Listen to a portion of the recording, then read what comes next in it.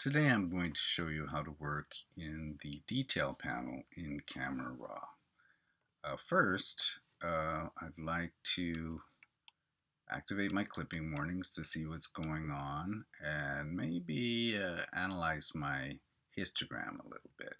I also have my metadata under the histogram so I can see, clipping a lot of the highlight area because I have an excessive amount of blue from the water in this image. All right. I'm clipping down here some of the shadow detail, but there's really very little detail. All I'm doing is clipping some of the noise. Because when I shoot at a 1600 ISO, I have a lot of digital noise, and that's increased when I shoot in a dark situation. So that's why I chose this photograph to show you. Also, it's not a very sharp photograph because I shot handheld at a 15th of a second, which I really would not recommend. Should shoot at least a 30th of a second handheld most of the time. Okay, so let me quickly go to the basics panel and adjust that highlight detail. That's making the picture a little bluer by clipping away the excess blue coming off the edge. And then I'm going to increase my blacks and get rid of the excessive noise in the shadows. Of course, I'm going to lose some of the detail in her hair when I do that. There's always a little bit of a trade-off in these kinds of situations. So start off in the basics panel, do what you can. Now I'm going to come down here to the detail panel. And in order so that you can see this better, and just as a general rule of thumb, when you're working with the detail panel, zoom into about 100%. Okay?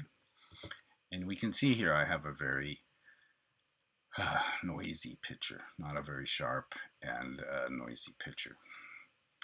So I can deal with the sharpness by moving this slider to the right.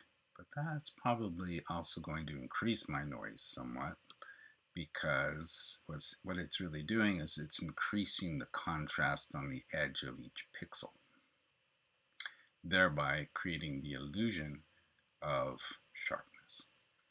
So if I increase that, I'm going to have to also add some noise reduction.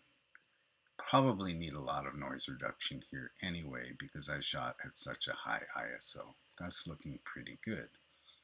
Made it less sharp, but it got rid of the noise. Again, always a trade-off. Okay.